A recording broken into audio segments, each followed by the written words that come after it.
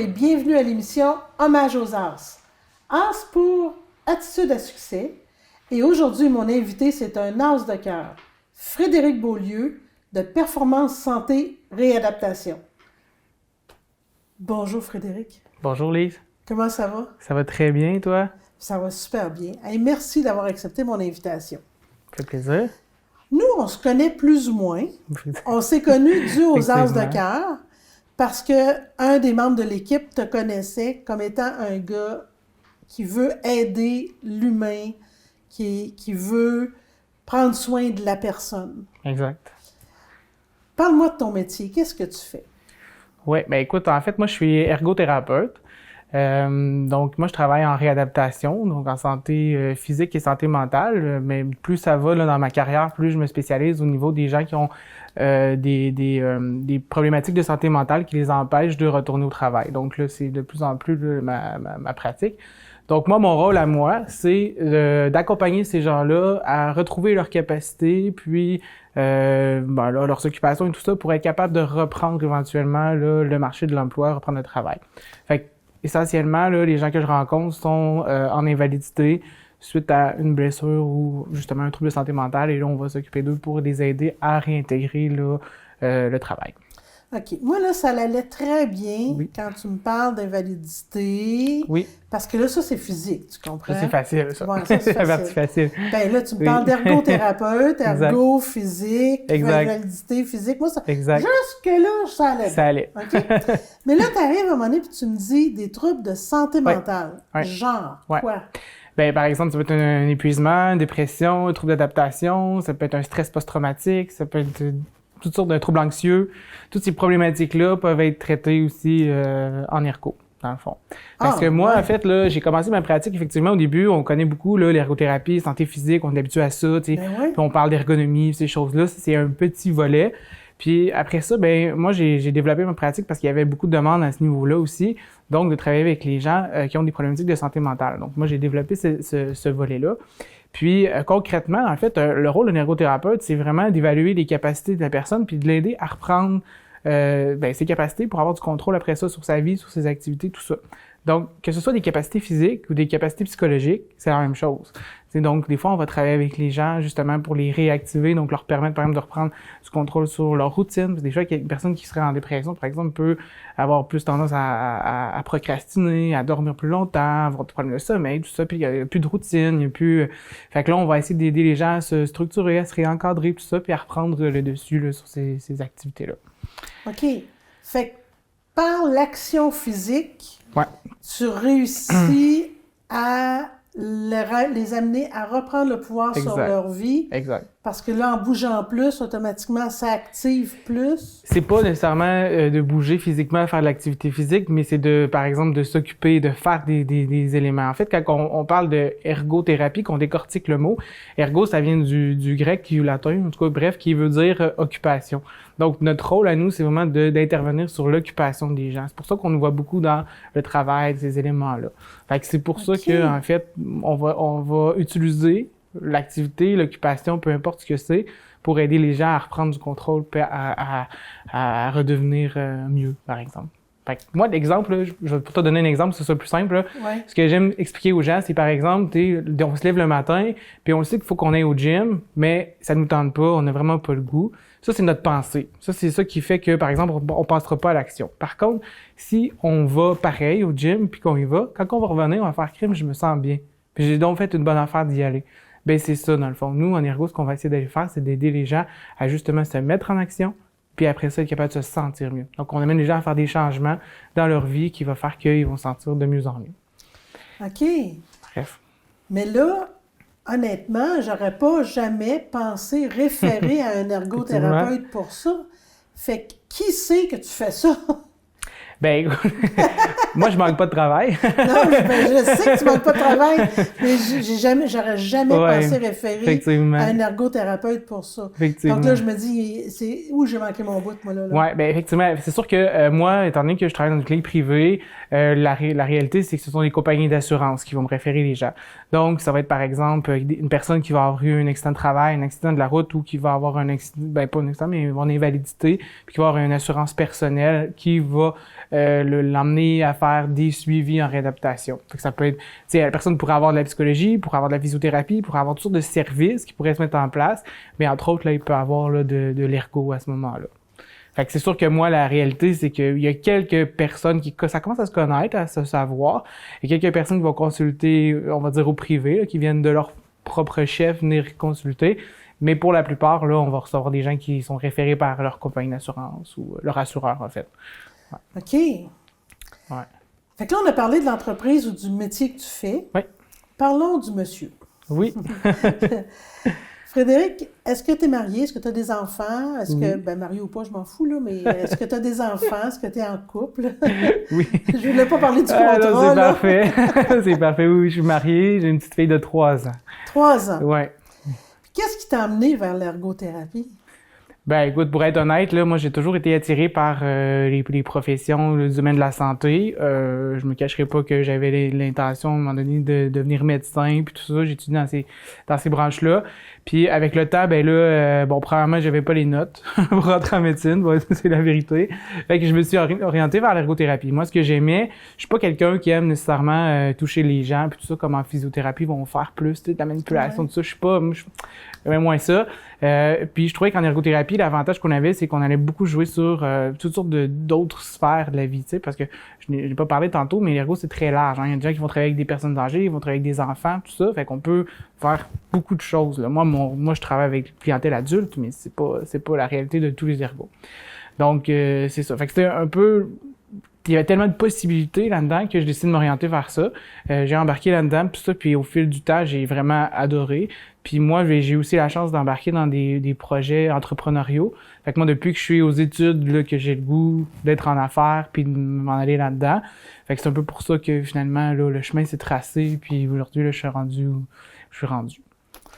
Ouais. La clinique que tu as, c'est une clinique...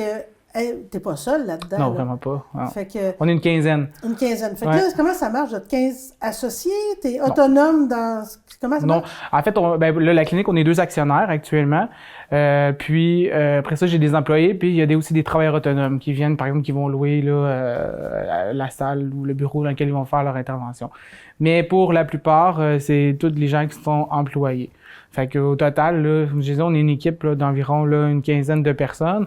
C'est sûr, j'ai là-dedans aussi du personnel administratif, secrétariat, tout ça, là, comme comptable et compagnie. Donc, c'est un peu ça, là, notre équipe. Mais on est une équipe vraiment interdisciplinaire. Fait que moi, en fait, dans mon équipe, on est 2 ergothérapeutes. J'ai aussi une physio, j'ai des thérapeutes en réadaptation physique, j'ai psychologue, kinésiologue, massothérapeute, ostéopathe. Fait qu'on est vraiment une belle équipe, là. Ouais. Ça doit être grand, mais là, vous êtes situé voisin de la clinique du Boulevard. Exactement, oui, je suis en arrêt du Jean Coutu, là, oui, sur le voisin de la clinique médicale du Grand Boulevard. Ouais. Fait que là, on pourrait pas bien penser que ce bâtiment-là est un bâtiment de la santé. C'est l'objectif du propriétaire, en tout cas. Place de la santé. oui, effectivement. Ouais, c'est excellent. Effectivement. Selon toi, c'est quoi l'attitude à succès que ça prend pour pouvoir... qu'on doit développer pour reprendre le pouvoir sur sa vie? L'attitude à succès, en fait, si je peux te parler de moi, en fait, l'attitude à succès que je trouve le plus importante, c'est d'avoir le goût de faire les choses autrement. Parce que des fois, on pense qu'on va faire toujours appliquer toujours les mêmes façons de faire, puis les mêmes recettes. Puis moi, je dis toujours à mes clients, souvent, je leur dis, vous savez, si on fait une recette de gâteau qui lève pas, mais qu'on change jamais la recette, le gâteau, il lèvera jamais.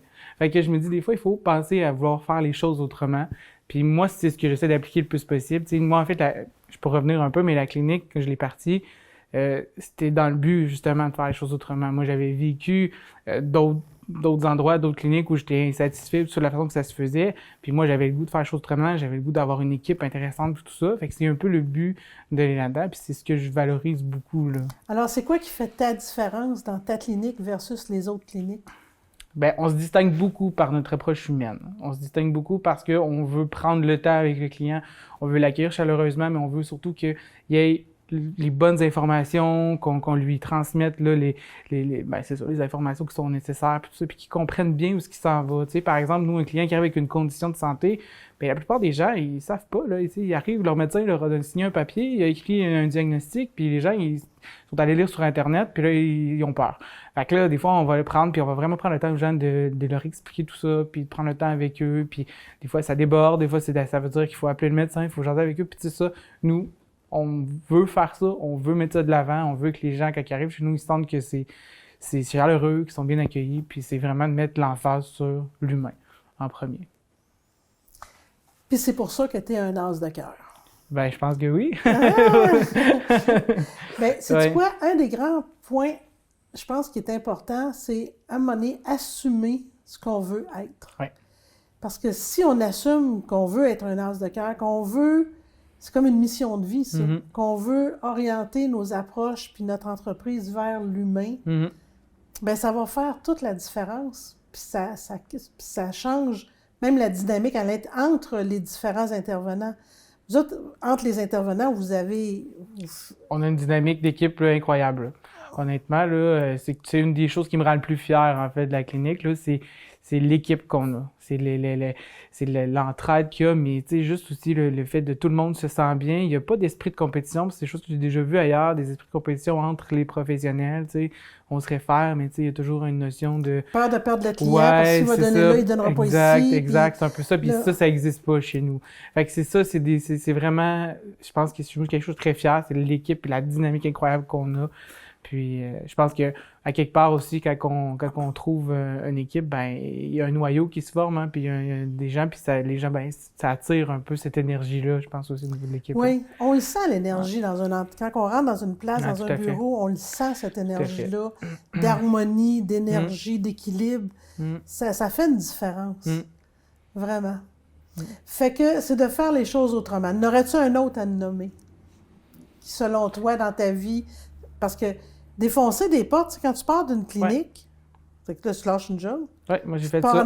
J'ai laissé une job à temps plein, puis je pars en affaires. Ça prend du courage, un peu de folie, un peu de détermination, pas mal. C'est quoi l'attitude que ça prend? C'est quoi c'est quoi la bébite, là? La pépite qui fait qu'on a le goût de le faire, mais je pense qu'on a le goût de se dépasser, puis on a le goût de se respecter, tu sais, on a le goût de respecter nos valeurs. Parce que moi, tu sais, il y a quelque chose qui m'a fait pencher d'aller vers ça. À un moment donné, je me cherchais beaucoup. J'avais eu plusieurs expériences, puis je me suis planté une couple de fois aussi. Fait que j'ai eu plusieurs expériences, puis je me cherchais là-dedans, tout ça. Puis moi-même, j'étais allé consulter. À ce moment-là, je pensais que je devais faire une formation supplémentaire ou d'autres choses. J'ai consulté une conseillère en orientation. Puis ce qu'elle m'avait dit, elle dit, Frédéric, elle dit, t'es un homme de valeurs, t'as des valeurs qui sont très claires, tu sais où tu t'en vas. Mais là, t'as le choix. Soit tu continues dans une entreprise qui est pas cohérente avec tes valeurs, puis tu te rends malade, ou soit que tu démarres quelque chose, puis tu vas suivre tes valeurs. Tu vas aller là-dedans. Fait que je pense qu'il y a quelque chose de l'idée de se respecter beaucoup là-dedans, puis dans les choix qu'on veut faire. Puis quand on fait ça, ben c'est cohérent avec le reste, puis ça finit par réussir. Je pense que c'est ça qu'on appelle l'équilibre. On peut dire ça, oui. Parce qu'à un moment donné, quand tu travailles en harmonie avec tes valeurs, tu n'as plus l'impression de travailler. Exact, tout à fait. Tout devient plus facile. Tout à fait. Tout coule on travaille pas, en fait, on a du plaisir, on s'amuse. C'est ça. Ouais. J'aime ça. J'aime vraiment ça. Dis-moi, là, as-tu des projets avec la clinique, j'imagine, l'entrepreneur? Il y a toujours des projets. Ouais. Mais la vérité, c'est que là, dans la dernière année, nous, c'est sûr qu'il y a eu le COVID. Nous, ça nous Comment ça vous a affecté, ça? Ben, pas tant que ça, honnêtement. On a été fermés un bout de temps. Bon, il y a eu la première vague là, qui a été un petit peu plus difficile, où là, l'entreprise a été carrément fermée. Là, et puis on faisait un peu de téléconsultation, parce que nous, on était quand même considérés comme des services essentiels.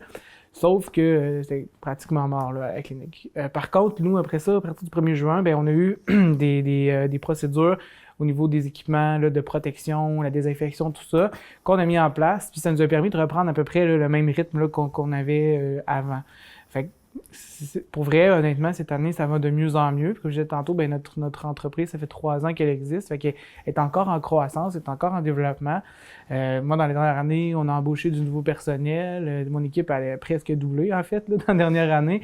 Fait que c'est ça qui arrive, qui fait que aujourd'hui, ça va très bien, puis que ça ne doit pas trop te toucher. Vous engagez du personnel ou c'est des travailleurs autonomes qui vont travailler chez vous? Ben, on est plus dans l'optique d'engager du personnel. Ouais. Okay. On est plus dans cette optique-là. On trouve que ça fait une meilleure unité, au fait, au niveau de l'équipe. C'était un peu c'était voulu, en fait, de faire ça comme ça. C'est que on préfère avoir des gens qui travaillent tous ensemble, travaillent tous dans la même boîte, qui font que, de cette façon-là, on est capable d'aller chercher une belle dynamique d'équipe qui peut être différente si chaque personne loue sa place. Puis que... C'est parce qu'il n'y a plus personne de menacé.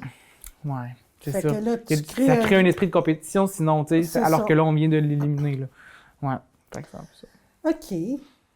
Ben, je trouve ça super intéressant de voir que le défi pour vous a été quand même tempéré. Oui. Ça a été modéré.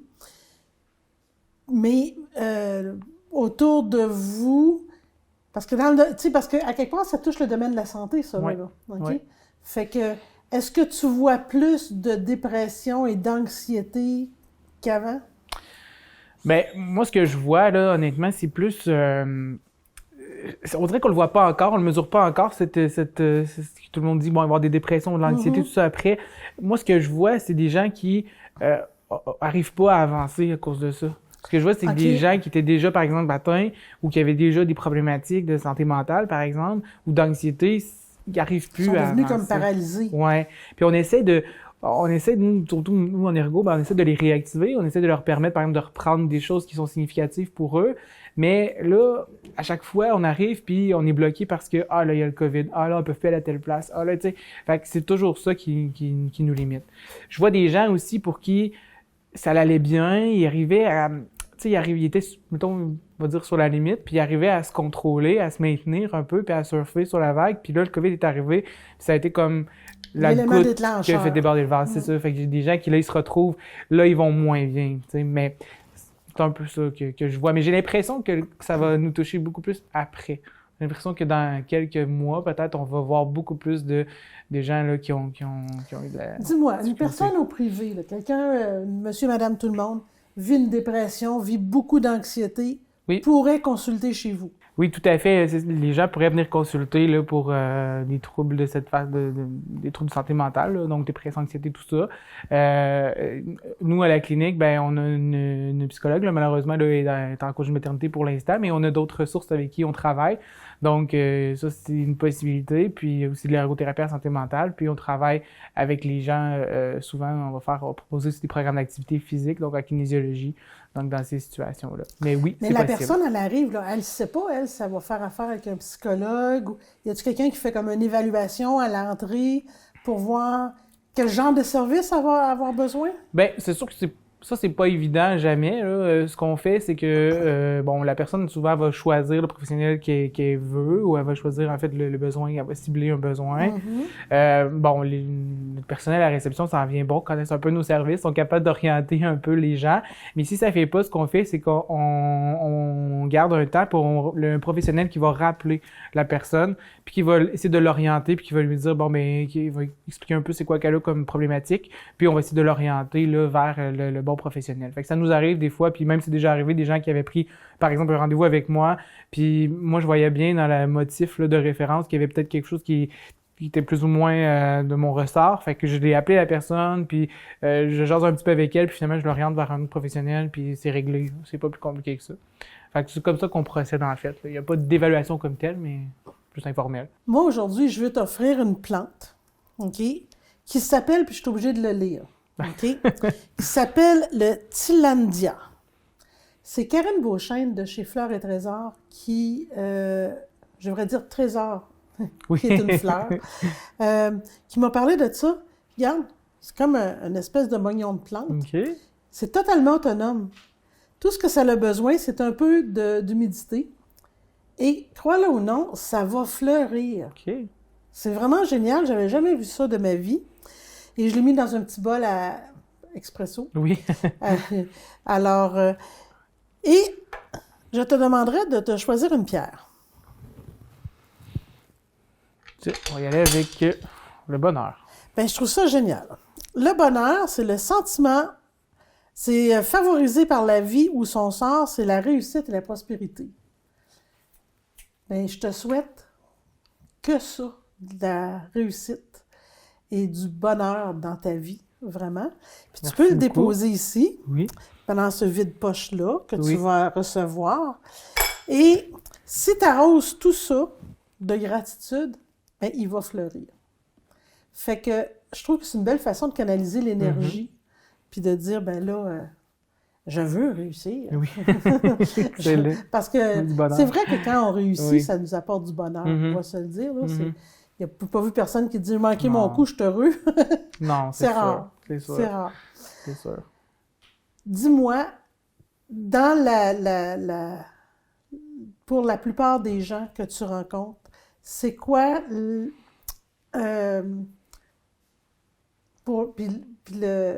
mais tu me l'as dit, tu as dit c'est faire autrement.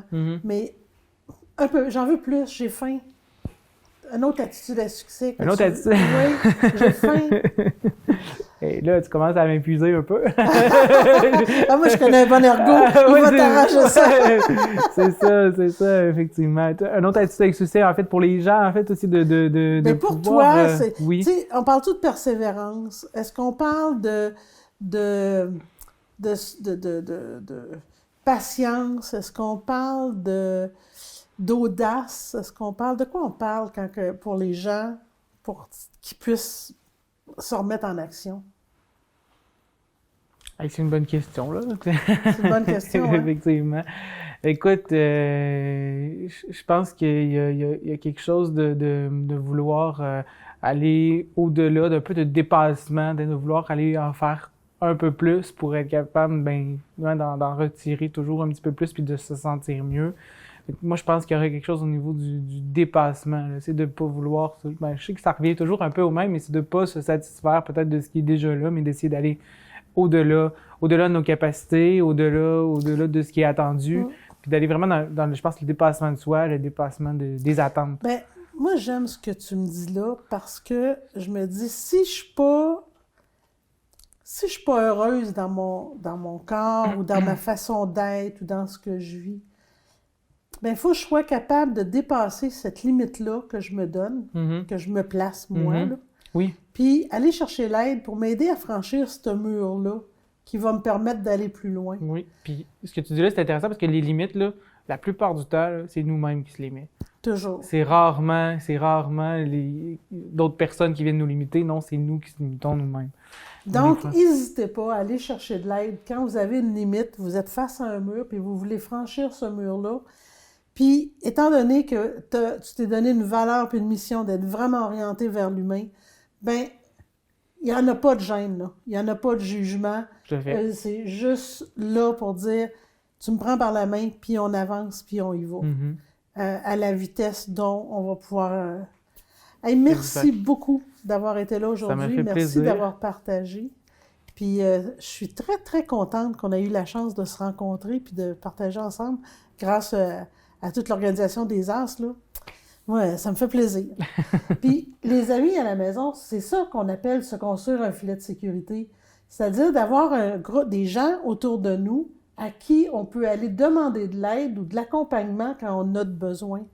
Parce que on peut pas être toute seule.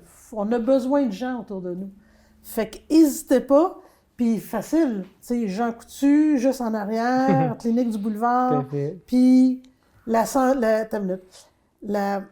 performance, santé et réadaptation. Santé et réadaptation. J'allais dire centre, puis là, je cherchais... c'est pas un centre de performance. Non, c'est pour avoir plus de performance. Santé et réadaptation. Exact. Mais merci beaucoup, puis les amis à la maison, je vous dis à la semaine prochaine.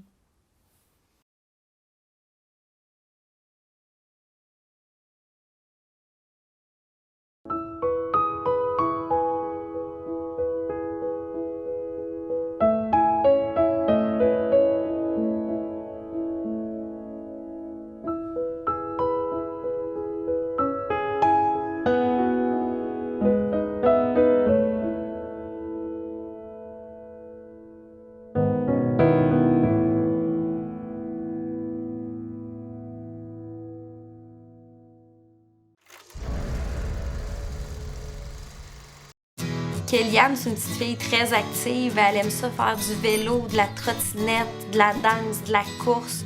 Mais elle aime par-dessus tout faire de la natation puis sauter dans la piscine.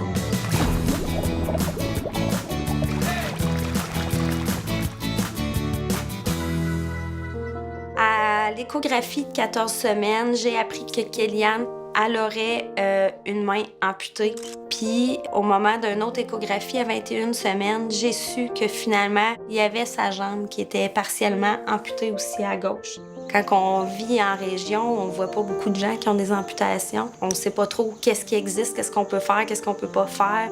Fait que ça s'est comme fait naturellement après l'acceptation de l'annonce. L'Association des amputés de guerre est embarquée tout de suite avec le contact avec les autres familles, de voir qu'on n'était pas toutes seules au monde. J'aime aller au séminaire parce que je retrouve mes amis qui sont amputés comme moi. L'Association des amputés de guerre est là pour nous soutenir comme parents, est là pour soutenir nos enfants. Ça nous permet d'avoir une deuxième famille où on peut se retrouver des gens qui vivent la même situation que nous. C'est un cadeau inestimable. C'est très amusant de faire du vélo. Maintenant que j'ai ma prothèse, je peux le faire toute seule. Grâce à la générosité du public, nos enfants ont les adaptations nécessaires qui leur permettent de pouvoir faire du vélo, de la natation, toutes les activités auxquelles ils peuvent penser. La jambe d'eau permet à Kéliane de pouvoir prendre son bain et sa douche de façon sécuritaire. Ça lui permet aussi de marcher dans le sable, ce qu'elle aime beaucoup faire, et, bien important dans sa vie, des fameuses gougounes. Si l'Association des amputés de guerre n'était pas dans nos vies, il y a plein de choses que nos enfants ne pourraient pas faire. Merci de permettre à ma fille et aux autres enfants amputés de pouvoir s'accomplir puis avoir une vraie vie d'enfant.